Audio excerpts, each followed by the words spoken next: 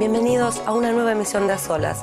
Nuestra invitada de hoy es María Oborina, quien, como muchos otros niños, tuvo que sacrificar su infancia para defender a su patria en la lucha contra el nazismo. María Oborina nació en el año 1931 en Bielorrusia, cerca de la frontera oeste de la Unión Soviética. Su padre era militar, su madre ama de casa. Cuando comenzó la guerra, María tenía 9 años y medio. Quedó a la deriva, sola y con sus hermanos menores a cargo, luchando por sobrevivir. Con tan solo 10 años, empezó a cumplir tareas para el grupo armado de resistencia del comandante Zaslonov, famoso por haber destruido 93 trenes alemanes en 3 meses. María luchó hasta el final de la guerra en este grupo. Ha sido condecorada con la Orden de la Guerra Patria de segundo grado, posee muchos diplomas y medallas. Después de la guerra terminó la escuela y cursó estudios superiores en un instituto de lenguas extranjeras. Trabajó como maestra y directora de escuela. Gran parte de su vida la ha dedicado a educar a las nuevas generaciones, transmitiéndoles su experiencia para que la guerra no se repita nunca más. En la guerra perdió a su hermano y a su padre. Tiene 2 hijos y 4 nietos. Buenos días, María. Muchísimas gracias por estar hoy aquí con nosotros. Muchas gracias por invitarme. Me alegro mucho de tener la posibilidad de contarles algo de nuestra historia verdadera, relatarles las cosas que pasaron. Este es un trago de la historia verdadera y me gustaría mucho compartirlo con ustedes. Cuéntenos, antes de que empezara la guerra, ¿dónde vivía usted? ¿Cómo recuerda su vida en tiempos de paz? Para mí la guerra empezó cuando yo era muy pequeña. Tenía 9 años y 6 meses. En aquel entonces, solo los niños mayores de 8 años podían ingresar a la escuela. Cuando comenzó la guerra, yo había terminado solo un grado. Nos encontrábamos en el territorio de Bielorrusia porque mi padre era militar y servía en las tropas del Ejército Rojo. Por eso la guerra nos sorprendió mientras estábamos en Bielorrusia. ¿Qué puedo decir de mí? ¿Qué podía hacer una niña que había cursado solo un grado? Yo era una niña común de la ciudad. No conocía las privaciones y vivía en una buena familia.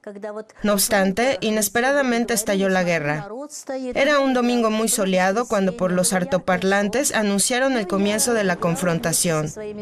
En aquel momento, yo estaba jugando con otros niños y no me di cuenta de lo que pasaba. De pronto se oyó, ¡guerra, guerra, guerra! Y todo el mundo se puso sombrío.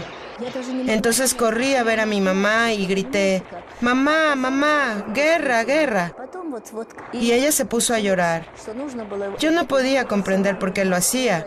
Así fue como pasó todo. Posteriormente mi mamá fue evacuada a Moscú, ya que sus padres vivían en esa ciudad. Durante la evacuación hubo un bombardeo y nos perdimos. Entonces yo tuve que hacer como si fuera mayor y debí cuidar a mi hermano y mi hermana menores que yo. Durante 3 semanas estuvimos solos. Nos acompañaba una persona, dado que la retirada iba formando una gran columna y ni siquiera podíamos salir de aquella fila que se dirigía al este. Y resultó que nos llevaron a otro lado. Pero en ese lugar nosotros no le importábamos a nadie. Además, enseguida los alemanes ocuparon aquellos territorios. En aquel entonces, los bomberos usaban caballos. Por eso nos metieron en un corral donde antes de la guerra guardaban a los animales y en el que solo había heno. Así es que durante 3 semanas casi no comimos nada y andábamos por los campos comiendo apenas hierbas y bebiendo agua. Pero al perdernos, nuestra mamá no se fue a Moscú, sino que empezó a buscarnos. Y a las 3 semanas nos encontró. Cuando regresamos a nuestra ciudad, la encontramos en ruinas.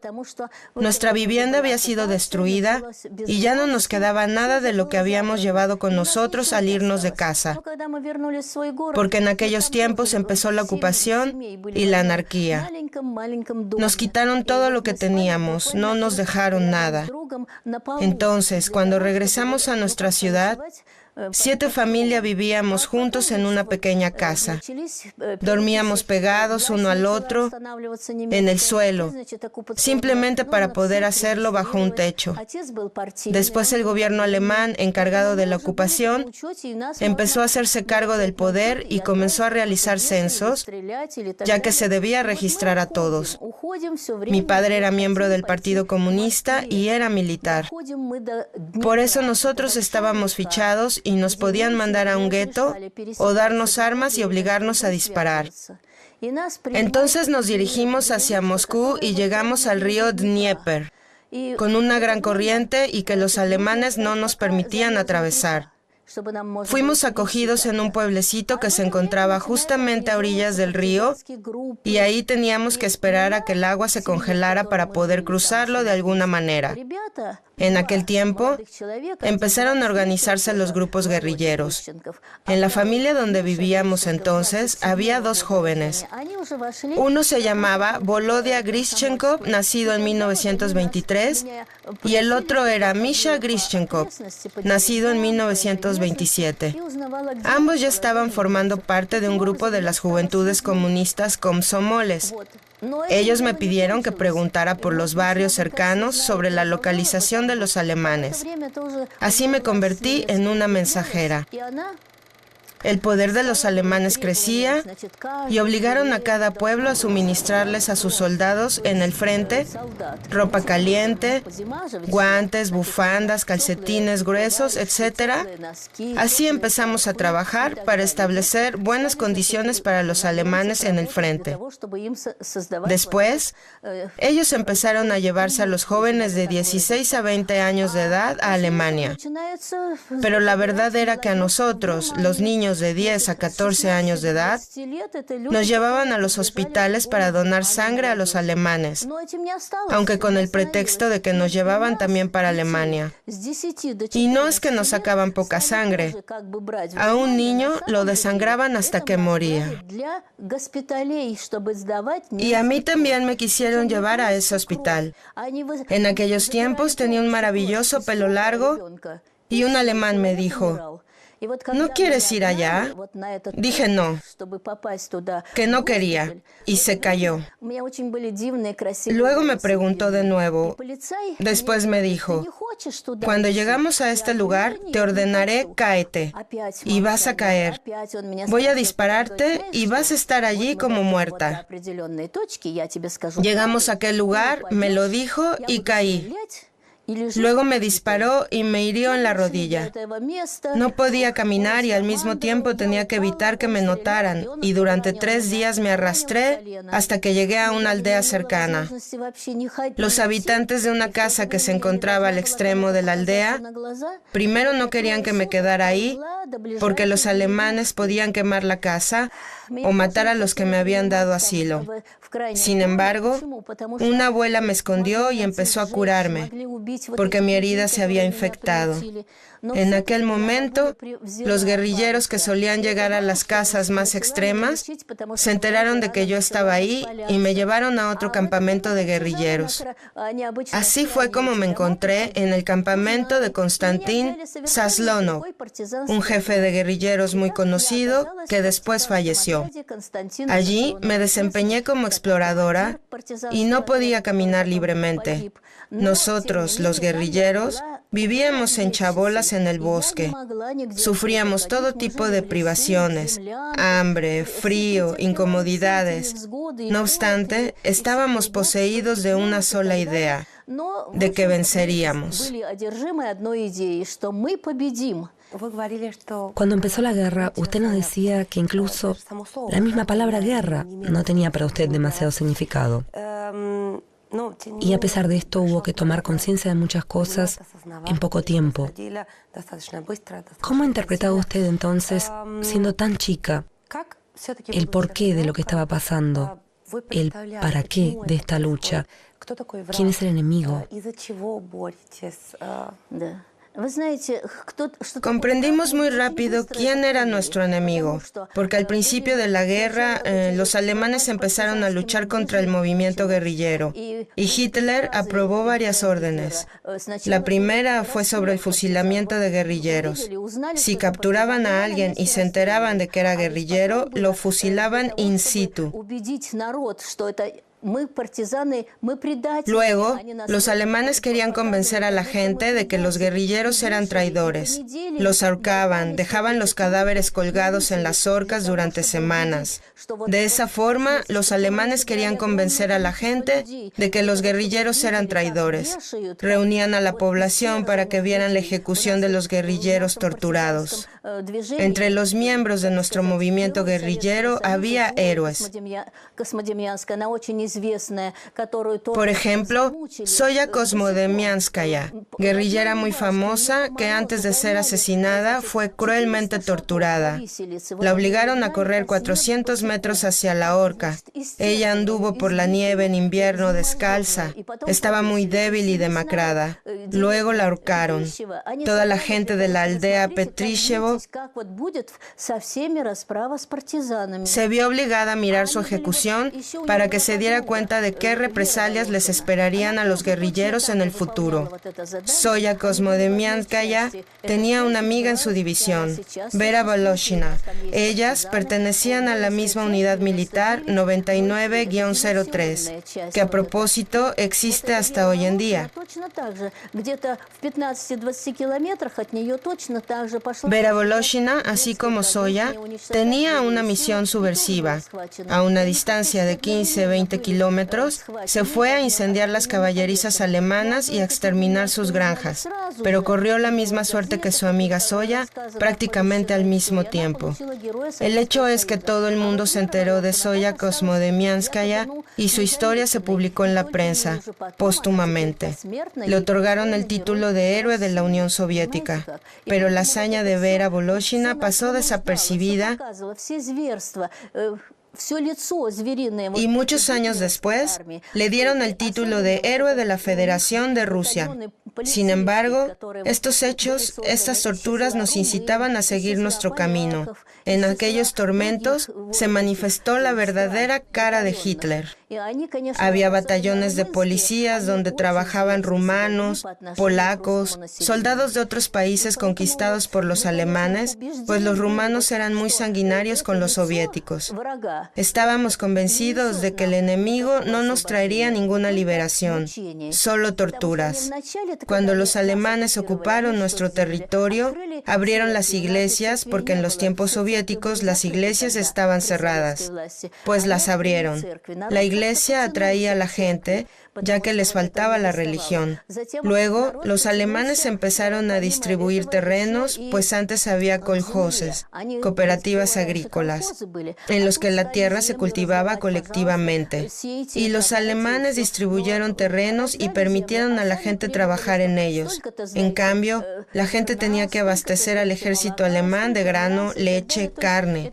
Nosotros, los guerrilleros, comprendimos que nuestro enemigo tenía una verdadera cara de animal y que los alemanes no eran nuestros liberadores para nada. Nos detenemos para hacer una pequeña pausa, pero enseguida estamos de vuelta.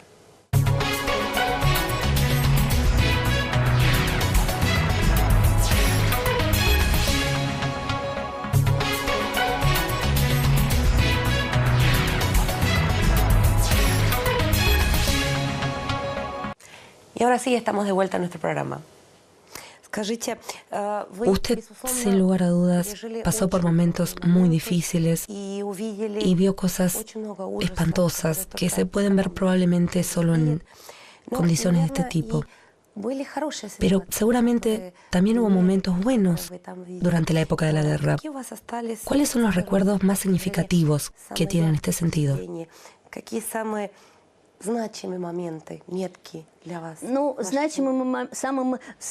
La mayor felicidad era cuando recibíamos radiogramas de la Gran Tierra. Cuando decían, expulsamos a los alemanes a tantos kilómetros, por ejemplo, o liberamos el territorio que el enemigo ocupaba en su avance hacia Moscú. Era un gran acontecimiento. Nos daba alas, nos dio la fe en que la victoria sería nuestra. ¿Entiende? Nos animaban esos datos y entregábamos a la gente estos folios, contábamos oralmente que allá estaba el frente, por allá andábamos, que los alemanes retrocedían, ¿entiende? Esta fe se hacía cada vez más grande. Además, cuando los alemanes retrocedían, nos tenían a toda la población en el frente como un escudo vivo ante su ejército. Por eso el pueblo sentía que no eran amigos, sino enemigos que se aprovechaban de nosotros. Por supuesto, había momentos tales en que, por ejemplo, durante una redada en el bosque, ¿qué quiere decir redada? Los perros, los policías caminan por el bosque todos juntos buscando a guerrilleros y como en el territorio de Bielorrusia hay pantanos, saltábamos de un montículo en montículo para despistar a los alemanes. Y cuando volvíamos, regresábamos vivos. Al habernos agrupado, el seguir vivos y el haber ganado esta salvación, era una gran felicidad. Usted nos hablaba de esta especie de fe a la que se aferraba después de cada comunicado.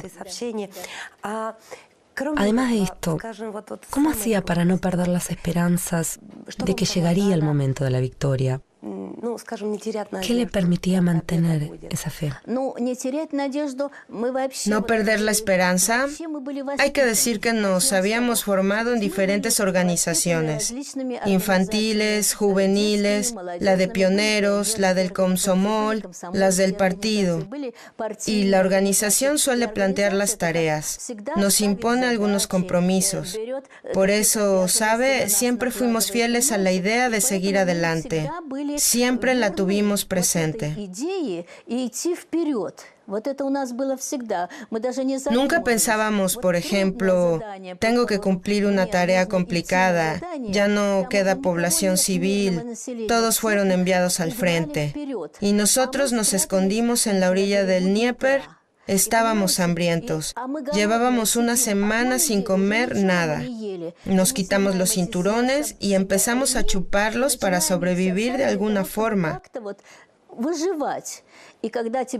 Y cuando te envían allá, te cuesta hacerlo. Pero vas y sabes que lo haces no solo por ti mismo, sino por toda la gente que está aquí, por la gente que pasa hambre, que puede morir de hambre mañana mismo. Pues pasábamos momentos así de complicados. Hay que traer los explosivos a las vías férreas. Un adulto no puede pasar allí, pero un niño puede ser enviado. Yo, por ejemplo, traía los explosivos camuflados, no los podía depositar definitivamente, pero sí los podía traer a un lugar indicado para ponerlos y enmascararlos. Luego viene el polvorista. ¿Por qué me enviaban a mí? Porque en cada kilómetro había un guardia alemán. Hacía frío, había las heladas, pues ellos hacían un recorrido y había que captar el momento preciso cuando uno se dirigía hacia el otro para pedir un pitillo o cruzar un par de palabras. Y en ese instante tenías que esconder los explosivos. Detrás de mí ya estaban los especialistas. Eran momentos muy peligrosos. ¿Cómo recuerda usted el momento preciso en el que supo que todo se había terminado, que todo ya había quedado atrás?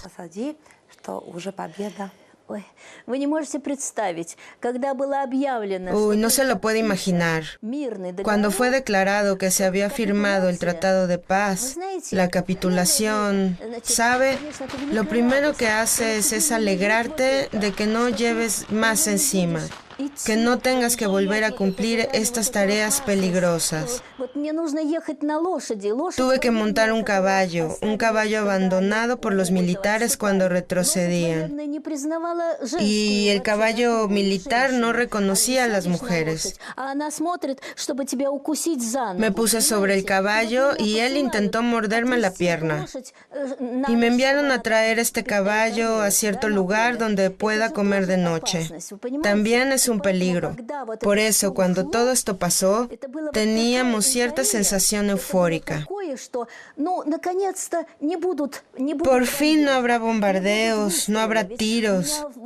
Hasta ahora tengo en los oídos el ruido de los tanques Tigres alemanes. Las preparaciones artilleras eran ensordecedoras. Nos vimos en un silencio así.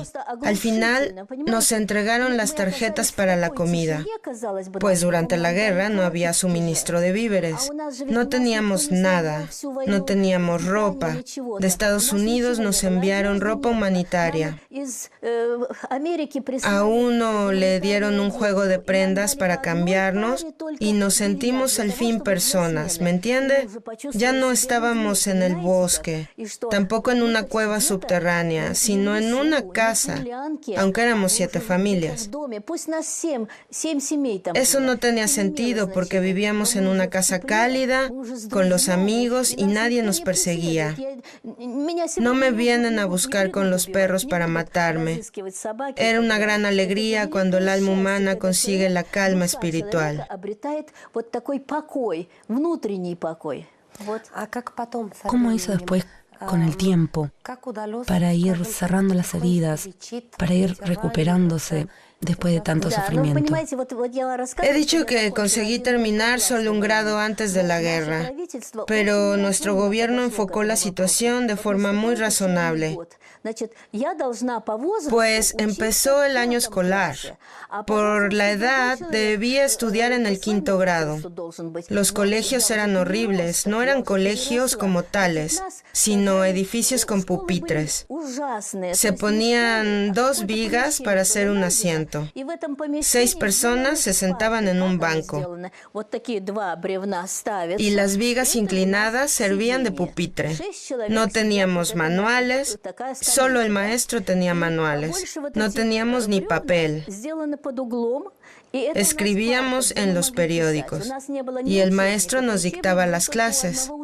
Hasta hoy en día recuerdo brisa, el viento costero, de la clase de geografía. Tales conocimientos nos daba. Estudiábamos en condiciones horribles. Además, teníamos unos marcos. Al finalizar un trimestre, daban los exámenes del 2º año. Y de esta manera ya tenía aprobado el 2º grado. Me dejaron pasar al 3º. De forma, en un año pasé 3 grados. Y luego empecé a estudiar como todos. Creía que conocer la lengua del enemigo era una tarea primordial. Así, ingresé en la Universidad de Lenguas Extranjeras y me gradué en ella. Ahora conozco 3 idiomas: inglés, alemán e italiano. He dado clases de estas lenguas. Trabajé como profesora 40 años, de directora del departamento económico, de directora de colegio. Todo esto lo conseguí después de la guerra. Por supuesto, todo era gratuito. Era una gran felicidad. Es que no habíamos estudiado durante la guerra.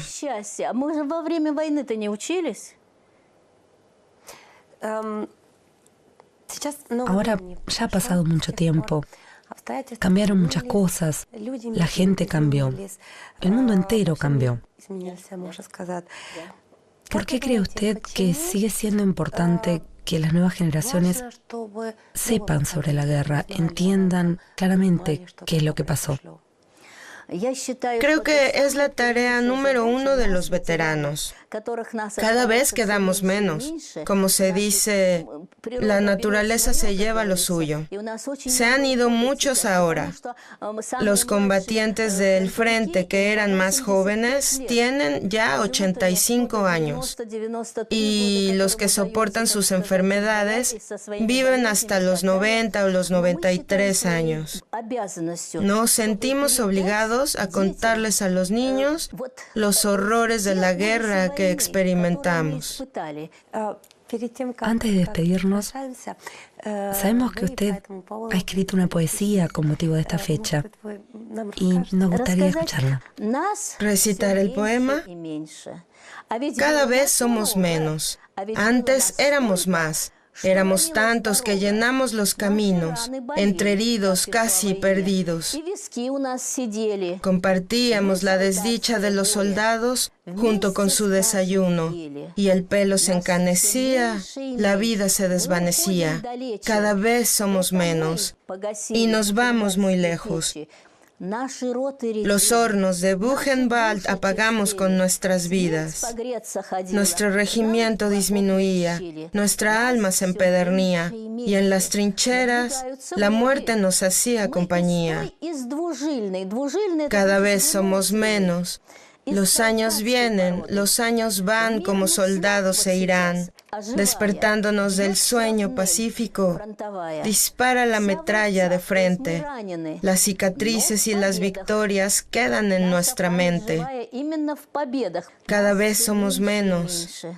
¿Cómo van a vivir nuestros hijos sin aquellos soldados gloriosos? ¿Acaso podrán ellos olvidar nuestra victoria? Me niego a creer que ellos quedarán sin gloria. Cada vez somos menos. Estoy segura que muchísima gente aprecia la posibilidad de escuchar sus palabras. Le agradecemos Estaría encantada. enormemente el haber venido y contarnos su historia. Muchas gracias. Gracias a usted. Nuestra invitada fue María Oborina, quien con tan solo 9 años participó activamente en la resistencia contra el ejército nazi. Nos despedimos. Hasta la próxima.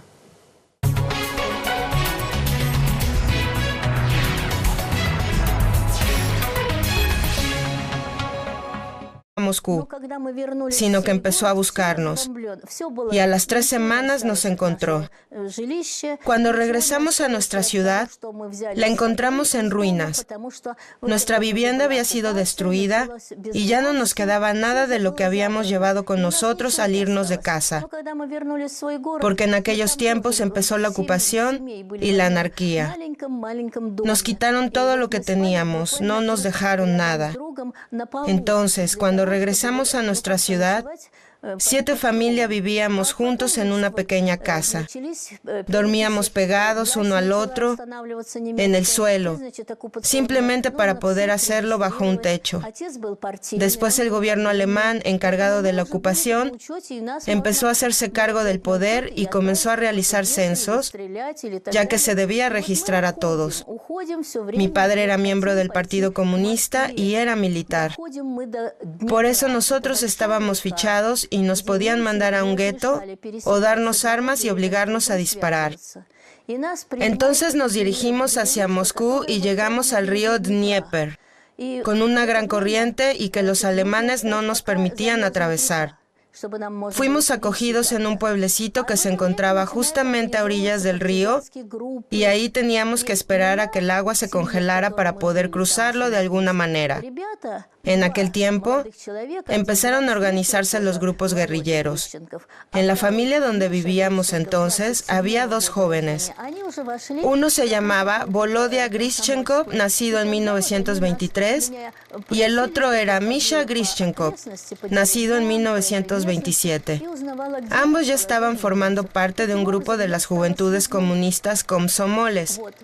Ellos me pidieron que preguntara por los barrios cercanos sobre la localización de los alemanes. Así me convertí en una mensajera. El poder de los alemanes crecía y obligaron a cada pueblo a suministrarles a sus soldados en el frente ropa caliente, guantes, bufandas, calcetines gruesos, etc. Así empezamos a trabajar para establecer buenas condiciones para los alemanes en el frente. Después, ellos empezaron a llevarse a los jóvenes de 16 a 20 años de edad a Alemania. Pero la verdad era que a nosotros, los niños de 10 a 14 años de edad, nos llevaban a los hospitales para donar sangre a los alemanes, aunque con el pretexto de que nos llevaban también para Alemania. Y no es que nos sacaban poca sangre. A un niño lo desangraban hasta que moría. Y a mí también me quisieron llevar a ese hospital.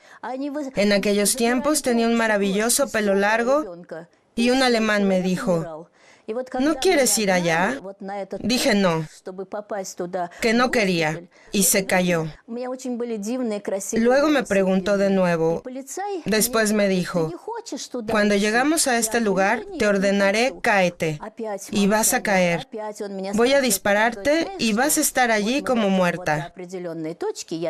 Llegamos a aquel lugar, me lo dijo y caí. Luego me disparó y me hirió en la rodilla. No podía caminar y al mismo tiempo tenía que evitar que me notaran, y durante 3 días me arrastré hasta que llegué a una aldea cercana. Los habitantes de una casa que se encontraba al extremo de la aldea, primero no querían que me quedara ahí, porque los alemanes podían quemar la casa o matar a los que me habían dado asilo. Sin embargo, una abuela me escondió y empezó a curarme, porque mi herida se había infectado. En aquel momento, los guerrilleros que solían llegar a las casas más extremas se enteraron de que yo estaba ahí y me llevaron a otro campamento de guerrilleros. Así fue como me encontré en el campamento de Konstantin Zaslonov, un jefe de guerrilleros muy conocido que después falleció. Allí, en la guerra, yo había terminado solo un grado. Nos encontrábamos en el territorio de Bielorrusia porque mi padre era militar y servía en las tropas del Ejército Rojo. Por eso la guerra nos sorprendió mientras estábamos en Bielorrusia. ¿Qué puedo decir de mí? ¿Qué podía ser una niña que había cursado solo un grado? Yo era una niña común de la ciudad. No conocía las privaciones y vivía en una buena familia. No obstante, inesperadamente estalló la guerra. Era un domingo muy soleado cuando por los altoparlantes anunciaron el comienzo de la confrontación. En aquel momento, yo estaba jugando con otros niños y no me di cuenta de lo que pasaba. De pronto se oyó, ¡guerra, guerra, guerra!, y todo el mundo se puso sombrío. Entonces corrí a ver a mi mamá y grité, ¡mamá, mamá, guerra, guerra! Y ella se puso a llorar. Yo no podía comprender por qué lo hacía. Así fue como pasó todo. Posteriormente mi mamá fue evacuada a Moscú, ya que sus padres vivían en esa ciudad. Durante la evacuación hubo un bombardeo y nos perdimos. Entonces yo tuve que hacer como si fuera mayor y debí cuidar a mi hermano y mi hermana, menores que yo. Durante 3 semanas estuvimos solos. Nos acompañaba una persona, dado que la retirada iba formando una gran columna y ni siquiera podíamos salir de aquella fila que se dirigía al este. Y resultó que nos llevaron a otro lado. Pero en ese lugar nosotros no le importábamos a nadie. Además, enseguida los alemanes ocuparon aquellos territorios. En aquel entonces, los bomberos usaban caballos.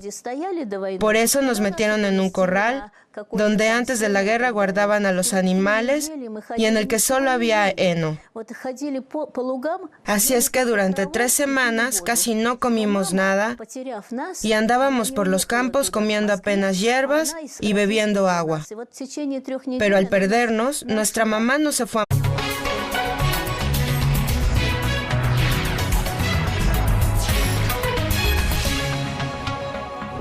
Bienvenidos a una nueva emisión de A Solas.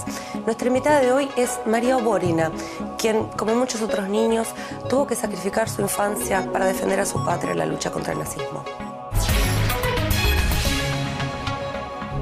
María Oborina nació en el año 1931 en Bielorrusia, cerca de la frontera oeste de la Unión Soviética.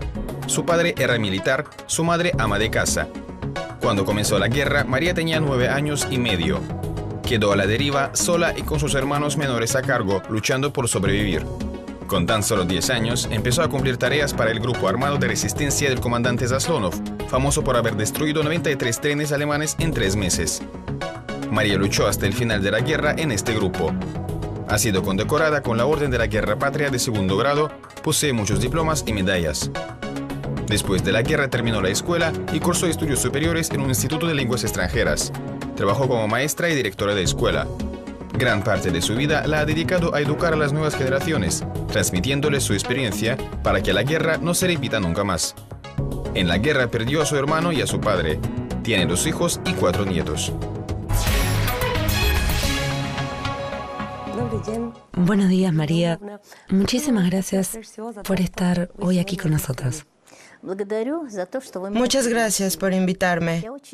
Me alegro mucho de tener la posibilidad de contarles algo de nuestra historia verdadera, relatarles las cosas que pasaron. Este es un trago de la historia verdadera y me gustaría mucho compartirlo con ustedes. Cuéntenos, antes de que empezara la guerra, ¿dónde vivía usted? ¿Cómo recuerda su vida en tiempos de paz? Para mí la guerra empezó cuando yo era muy pequeña. Tenía 9 años y 6 meses. En aquel entonces, solo los niños mayores de 8 años podían ingresar a la escuela. Cuando comenzó me desempeñé como exploradora y no podía caminar libremente. Nosotros, los guerrilleros, vivíamos en chabolas en el bosque. Sufríamos todo tipo de privaciones, hambre, frío, incomodidades. No obstante, estábamos poseídos de una sola idea, de que venceríamos. Cuando empezó la guerra, usted nos decía que incluso la misma palabra guerra no tenía para usted demasiado significado. Y a pesar de esto hubo que tomar conciencia de muchas cosas en poco tiempo. ¿Cómo interpretaba usted entonces, siendo tan chica, el porqué de lo que estaba pasando, el para qué de esta lucha? ¿Quién es el enemigo? Comprendimos muy rápido quién era nuestro enemigo, porque al principio de la guerra los alemanes empezaron a luchar contra el movimiento guerrillero y Hitler aprobó varias órdenes. La primera fue sobre el fusilamiento de guerrilleros. Si capturaban a alguien y se enteraban de que era guerrillero, lo fusilaban in situ. Luego, los alemanes querían convencer a la gente de que los guerrilleros eran traidores. Los ahorcaban, dejaban los cadáveres colgados en las horcas durante semanas. De esa forma, los alemanes querían convencer a la gente de que los guerrilleros eran traidores. Reunían a la población para que vieran la ejecución de los guerrilleros torturados. Entre los miembros de nuestro movimiento guerrillero había héroes. Por ejemplo, Zoya Kosmodemianskaya, guerrillera muy famosa que antes de ser asesinada fue cruelmente torturada. La obligaron a correr 400 metros hacia la horca. Ella anduvo por la nieve en invierno descalza. Estaba muy débil y demacrada. Luego la ahorcaron. Toda la gente de la aldea